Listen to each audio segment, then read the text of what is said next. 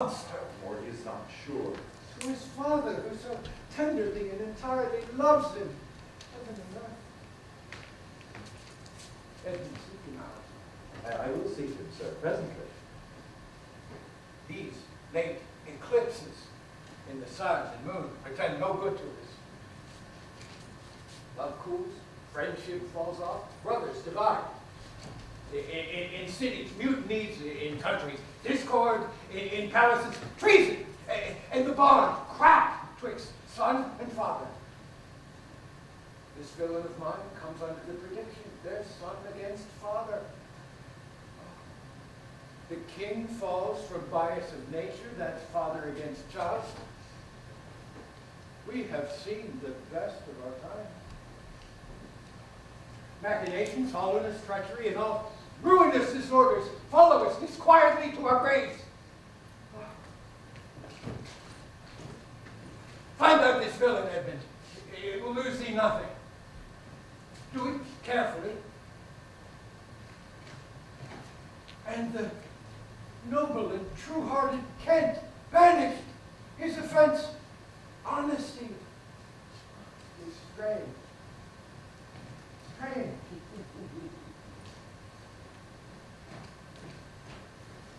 This is the excellent foppery of the world, that when we are sick in fortune, often the surfeits of our own behavior, we make guilty of our disasters the sun, the moon, and the stars, as if we were villains by necessity, fools by heavenly compulsion, knaves, thieves, and treachers by spherical predominance, drunkards, liars, and adulterers by an enforced obedience of planetary influence, and all that we are evil in by a divine thrusting on, an admirable evasion of poor master man, to lay his goatish disposition to the charge of a star. My father compounded with my mother under the dragon's tail, and my nativity was under Ursa Major, so that it follows I am rough and lecherous. Tut, I should have been that I am, had the maidenliest star in the firmament twinkled on my bastardizing. Edgar, he comes like the catastrophe of the old comedy. My cue is villainous melancholy, with a sigh like Tom of Bedlam. Oh, these eclipses do portend these divisions. Oh. How now, Brother Edmund? What serious contemplation are you in? I'm thinking, brother, of a prediction I read this other day. What should follow these eclipses? Do you busy yourself about that? Oh, I promise you, sir, the effects he writes of succeed unhappily, as in unnaturalness between the parent and the child, death, dearth, dissolutions of ancient amities, divisions in state, dissipation of cohorts, banishment of friends, nuptial breaches, and I know not what. How long have you been a sectary astronomical? Come. When saw you my father last? Why, the night gone by. Spake you with him? 2 hours together? Parted you in good terms? Found no displeasure in him by word or countenance? None at all. Seek yourself where you may have offended him, and at my entreaty forbear his presence, till some little time hath qualified the heat of his displeasure, which at this instant so rageth in him, that with the mischief of your person it would scarcely allay. Some villain hath done me wrong. That's my fear. Retire with me to my lodging, where I will fitly bring you to hear my lord speak. There's my key. Pray, go. If you do stir abroad, go armed. Arms, brother? Brother, I advise you to the best. Go armed. I am no honest man if there be any good meaning towards you. I have told you what I have seen and heard, but faintly nothing like the image or heart of it. Pray, away. Shall I hear from you anon? I do serve you in this business.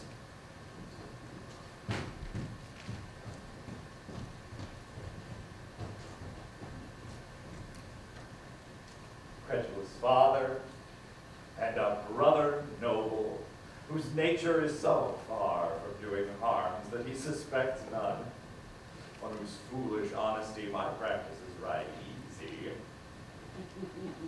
I've seen business. Let me, not by birth,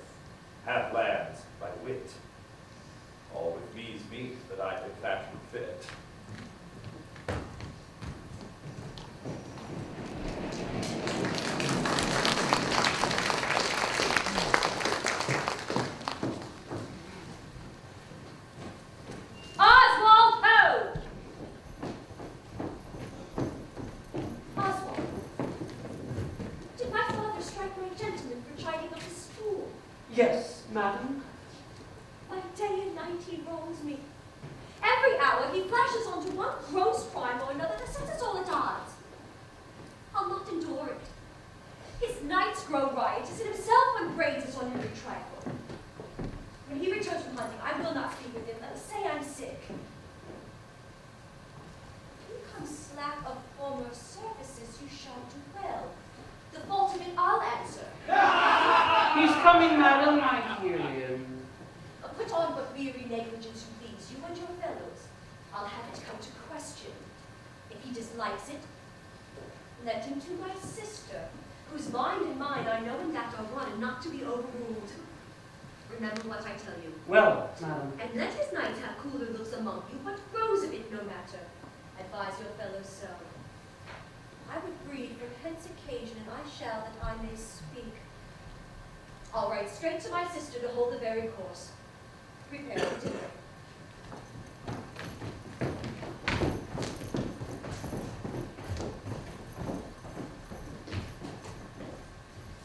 If, as well, I other accents are, that can my speech diffuse, my good intent may carry through itself to that full issue for which I raised my likeness. Now, banished Kent, if thou canst serve where thou dost stand condemned, so may it come. My master, whom thou lovest, shall find me full of labors. Let me not stay a jot for dinner. Go, get it ready.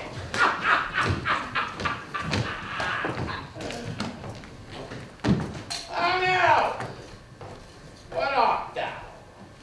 Man, sir, What dost thou profess? What wouldst thou with us? I do profess to be no less than I seem, to serve him truly that will put me in trust, to love him that is honest, to converse with him that is wise and says little, to fear judgment, to fight when I cannot choose, and to eat no fish. What art thou? A very honest-hearted fellow, and as poor as the king. Thou be as poor for a subject as he is for a king. Thou art poor enough. What wouldst thou? Service, Who wouldst thou serve? you. Dost thou know me, fellow? No, sir, but you have that in your countenance which I would fain call master. What's that? Authority. What services canst thou do? I can keep honest counsel, ride, run, mar a curious tale in telling it, and deliver a plain message bluntly. That which ordinary men are fit for, I am qualified in, and the best of me is diligence. How old art thou? Not so young, sir, to love a woman for singing, nor too old to dote on her for it. I have years on my back, 48. Follow me. Thou shalt serve me. If I like thee no worse after dinner, I will not part from thee yet. Dinner! Ho!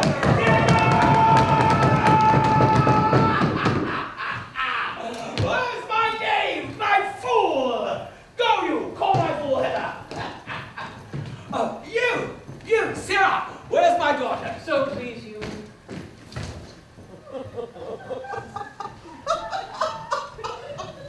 What says the rascal? Call that clodpole back. Where's my fool? Ho! I think the world's asleep. How now? Where's that mongrel? He says, my lord, your daughter is not well. Why came not the slave back to me when I called him? Sir, he answered me in the roundest manner. He would not. He would not. I know not what the matter is, but to my judgment, your highness is not entertained with that ceremonious affection as you were wont. There is a great abatement of kindness that appears in the general dependents, as well as in the duke himself also, and your daughter. Sayest thou so? I beseech you, pardon me, my lord, if I be mistaken. For my duty cannot be silenced if I fear your highness is wrong. Thou but rememberest me of my own conception. I have received a most faint neglect of late, which I had rather blamed as mine own jealous curiosity than as a very pretense and purpose of unkindness. I will look further into it. But where's my fool? I have not seen him these 2 days. Since my young lady is going into France, sir, the fool hath much pined away. No more of that? I have noted it well. Go, you! Tell my daughter I would speak with her. Go, you! Call hither my fool. Oh! You, sir! You! Come hither, sir!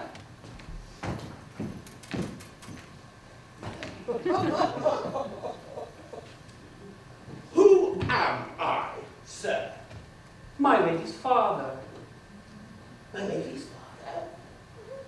My lord's name, you whore son, sir! You slave! I am none of these things, my lord.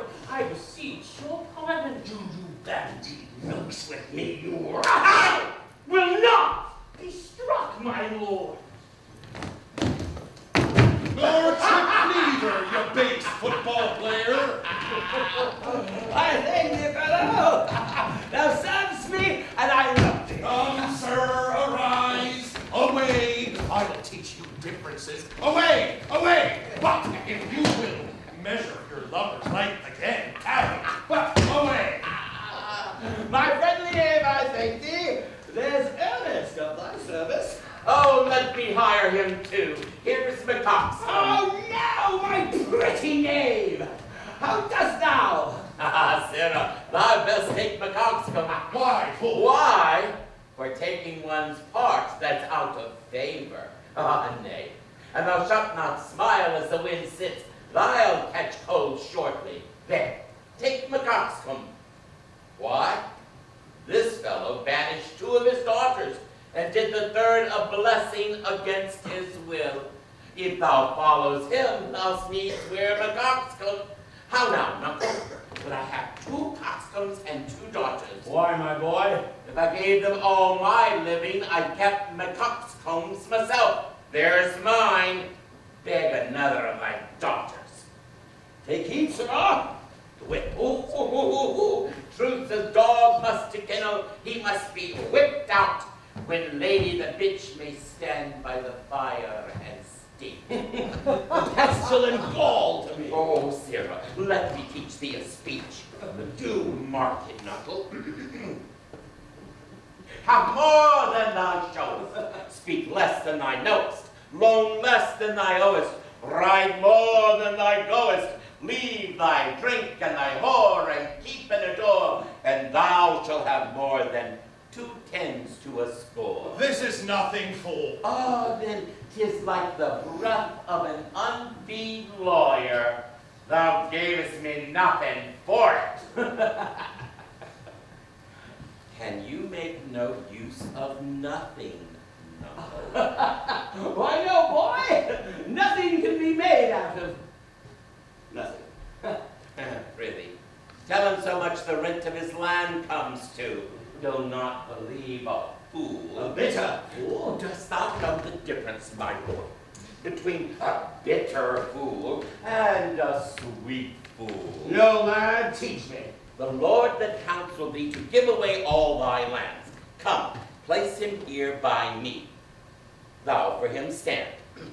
The sweet and bitter fool will presently appear. The one in motley here, the other found out there. Dost thou call me fool, boy? All the other titles thou hast given away, that thou were born with. This is not altogether full, my lord. Oh, give me an egg, Nuncle, and I'll give thee 2 crowns. For 2 crowns shall they be. Well, after I cut the egg in the middle and eat up the meat, were the 2 crowns of the egg.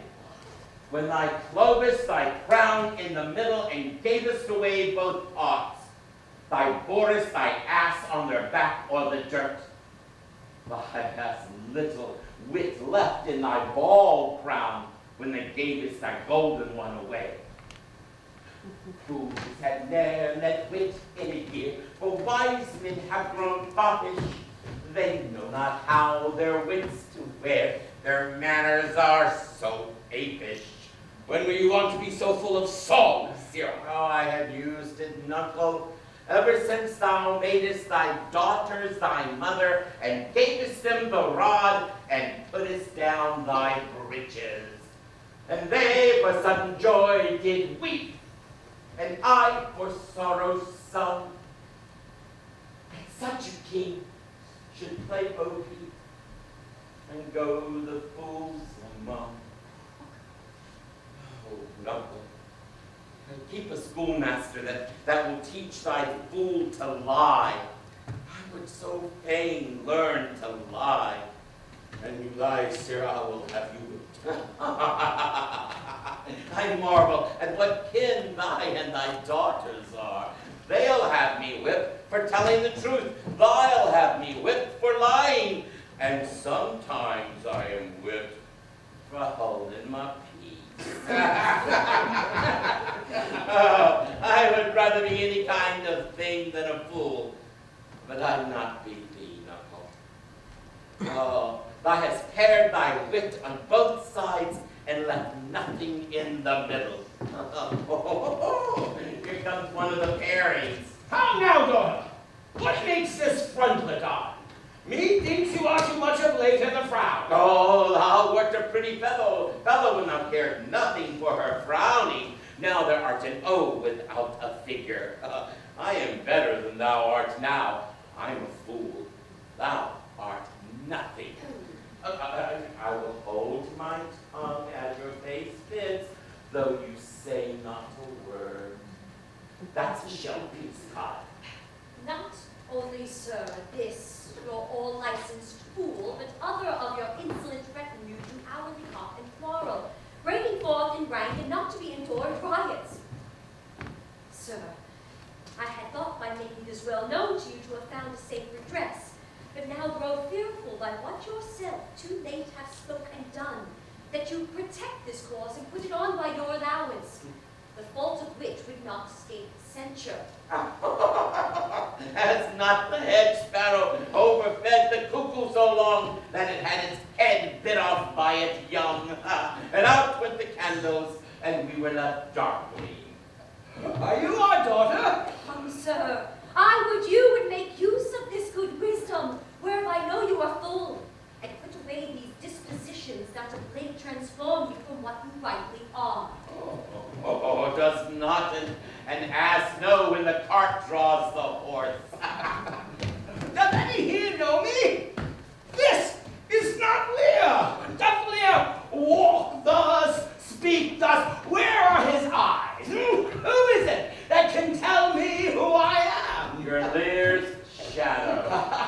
I would learn that, for by the marks of sovereignty, reason, and knowledge, I should be false persuaded I had daughter. Which thou made an obedient father. Your name, fair gentlewoman? This admiration, sir, is much of the savor of other of your new pranks. I do beseech you to understand my purpose aright. As you are old and reverend, you should be wise. Here, do you keep 100 knights and squires, men so disordered, so debauched and bold that this our court, infected with their mannerism, shows like a riotous inn. Epicurism and lust make it more like a tavern or brothel than a graceful palace. The shame itself doth speak for instant remedy. Be then desired by her that else will take the thing that she begs. A little to disquantity your trade, and the remainder that shall still depend to be men that may besort your age and know themselves and you. Darkness and devils. Saddle my horses, pull my train together. Degenerate bastard. I that trouble thee, yet have I left a daughter. You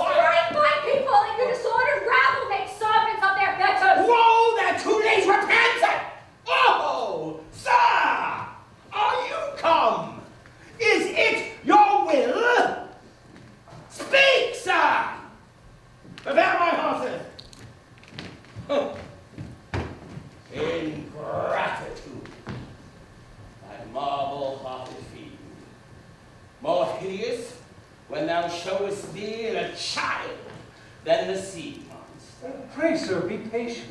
Detested kite! Thou liest! My train are men of choice and rarest parts that all particulars of duty know.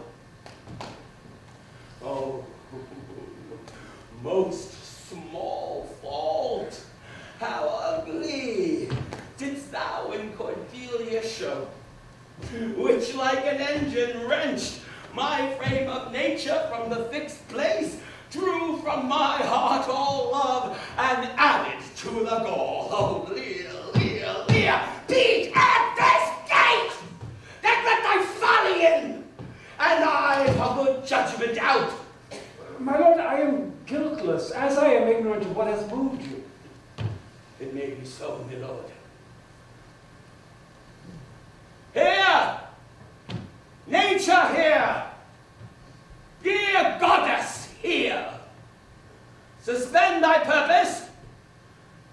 If thou didst intend to make this creature fruitful, into her womb convey sterility. Drive up in her the organs of increase, and from her derogate body never spring a babe to honor her. If she must teem, create a child of spleen, so that it may live and be athwart disnatured torment to her. Let it stamp wrinkles in her brow of youth, with cadent tears fret channels in her cheeks. Turn all her mother's pains and benefits to laughter and contempt, so she may feel how sharper than a serpent's tooth it is to have a thankless child. Wait.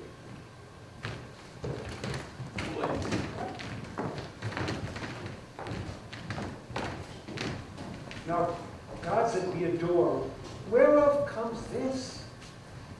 Never fit yourself to know the cause, but let his disposition have that scope that dotage gives it. What? 50 of my followers to clout within a fortnight!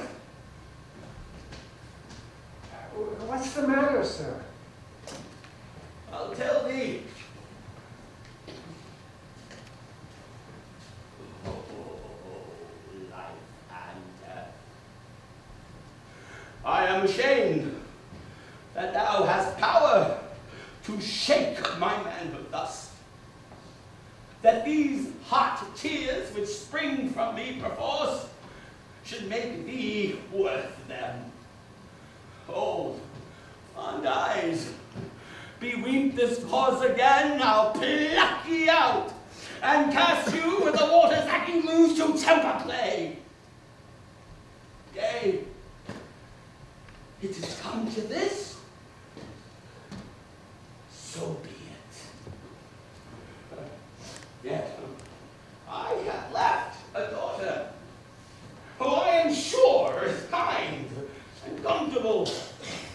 When she shall hear this of thee, with her nails she'll flay thy wolfish visage.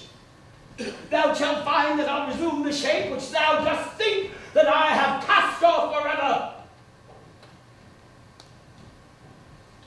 Thou shalt, I warrant thee.